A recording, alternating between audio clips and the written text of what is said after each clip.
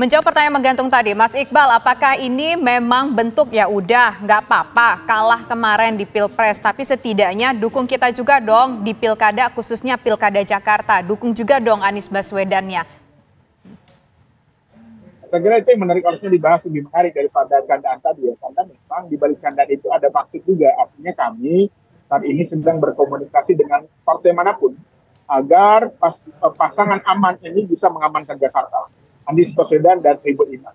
Karena bagi kami Jakarta ini adalah daerah teritorial kami, daerah basis kami. Yang ini bukan pertama kali saya jangan memenangkan pilek di Jakarta. Begitu memang saat ini kita sedang mencoba berkomunikasi dengan semua pihak agar bisa pasangan Anies Baswedan dan Muhammad Sohibul Iman ini bisa tetap berlayar di Jakarta karena ini adalah basis teritorial PKS. Baik, kita ke Mas Adi. Mas Adi, mungkin PKS ini tidak ingin masuk secara langsung ke pemerintahan seperti yang 2 periode ini di pemerintahan Jokowi dibuktikan bahwa berada di luar pemerintahan. Nah, tapi apakah memang PKS ini menargetkan untuk mendapat dukungan dari Kim di Jakarta? Ya, sebenarnya kalau kita bicara tentang model koalisi di Indonesia, rata-rata secara umum kan ada 3 model. Pertama, koalisi menjadi bagian dari kekuasaan politik, baik yang menang ataupun yang kalah dengan jadi menteri.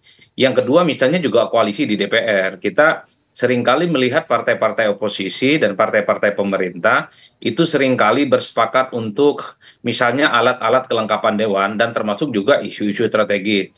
Yang ketiga, karena ini adalah pilkada pertama kali yang dilaksanakan secara serentak dan di tahun bersama dengan pelaksanaan pemilu, ada kecenderungan bahwa model konsolidasi dan koalisi juga bisa terjadi dengan cara misalnya membiarkan basis-basis partai politik tertentu itu dalam tanda kutip ya tidak diganggu kepentingan politiknya. PKS ini kan salah satu basisnya ada di misalnya ada di Jakarta, ada di Depok dan ada di Sumbar. Kalau sebisa mungkin ini bisa dikomunikasikan sebagai bagian dari islah politik antara yang menang dan kalah pemilu, bukan tidak mungkin pilihan ini yang sepertinya sedang ingin dibilang. Oleh karena itu, saya memahami pernyataan dari Presiden PKS, Pak Ahmad Sayhu, itu sebagai salah satu bentuk tawaran politik. Kalau mau melakukan islah politik, rekonsiliasi politik, maka PKS pun juga menyambut dengan tangan terbuka, ahlan wa sahlan, termasuk misalnya soal bagaimana keinginan PKS memenangkan duet antara Anies dan Sohibul Iman di Jakarta. Secara prinsip, PKS ingin bertarung di Jakarta, memenangkan, tapi sekali lagi tidak bisa menimbulkan kegaduhan dan keributan dengan partai pemenang Pilpres dalam hal ini adalah Gerindra. Jadi pesan politik ini yang sepertinya ingin ditegaskan oleh Ahmad Sayhu sebagai pimpinan PKS bahwa kalau ingin melakukan rekonsiliasi politik, maka rekonsiliasi politik itu tentu melihat bagaimana kepentingan-kepentingan partai yang lain, terutama partai non-pemerintah itu juga bisa diakomodasi kepentingan politiknya. Wajar kalau kemudian pernyataan PKS itu kan disambung gegap gempita. Per hari ini saya tidak terlampau yakin bahwa PKS itu juga ingin masuk menjadi bagian dari kubu Prabowo Subianto. Jikapun ingin menjadi bagian dari koalisi pemerintah, sebenarnya PKS itu nunggu diajak secara resmi, bukan diomongkan di tempat terbuka, disampaikan dalam sebuah pidato resmi, tapi ini kemudian pembicaraan di belakang panggung soal bagaimana kesepakatan-kesepakatan politik itu bisa terjadi. Kan ini yang sepertinya PKS dalam banyak hal tidak terlampau pusing apakah diajak kerjasama ataupun tidak.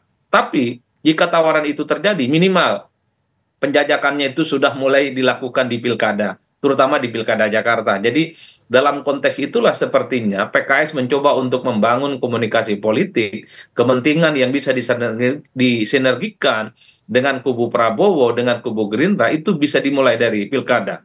Bisa di pilkada Jakarta, bisa di pilkada di tempat lain yang saya kira itu menjadi fondasi di mana partai-partai yang selama ini bisa saling bersaing, di 2024 saling berangkulan, kemudian saling bersekutu, dan titik temu kekuasaan politiknya itu bisa distribusi di berbagai tempat. Ada yang berkoalisi di pilkada, ada yang kepentingannya juga nyaman misalnya di DPR, dan ada juga yang kemudian menjadi bagian dari koalisi pemerintah dengan cara membagi menteri. Saya kira di situ konteksnya, Adit sama Tisa. Nah, baik. Terakhir saya mau coba ke satu Mas Adi ini, yang singkat aja Mas Adi. Ini kan juga tampaknya Ahmad Sayhu mengatakan bahwa ya PKS juga diajak dong, karena mungkin ngerasa sebel nih di forum umum yang diajak cuma PKB doang. Kalau menurut Mas Adi, kenapa sih pada saat kemarin itu dalam acara yang terbuka seperti itu Gerindra hanya mengajak PKB aja?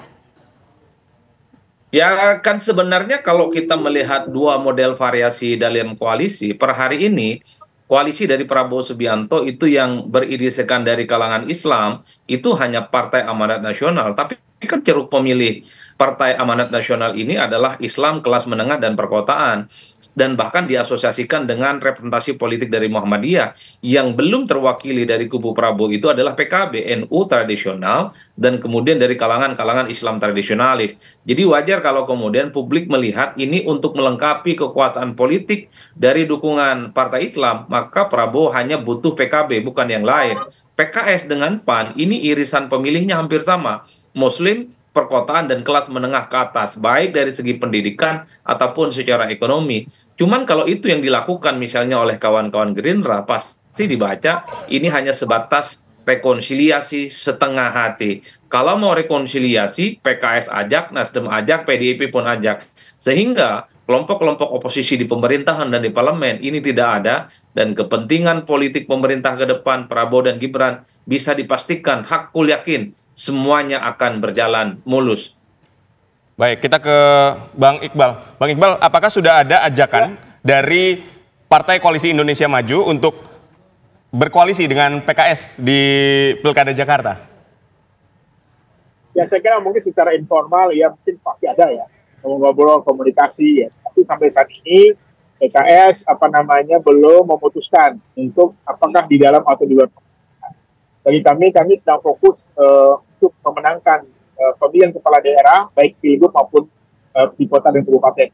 Tapi bagi kami saat ini memang kita akui bahwa untuk pemilu kada kita tidak bisa hanya memblok hanya kubu Anies ataupun kubu Prabowo saja. Tapi kami mencari kesamaan-kesamaan kecocokan. Karena setiap partai tentu saja ingin nomor satu, ingin menang. Itu memang saya kira publik menunggu saja sampai saat ini tim PKS yang dibentuk oleh Maju Suruh sedang bekerja dan nanti mungkin akan diputuskan ketika berakhirnya masa jabatan Pak Jokowi dan ketika pelantikan presiden baru. Baik, terima kasih Mas Iqbal, terima kasih juga Mas Adi Prayitno sudah berbincang bersama kami. Selamat petang semuanya.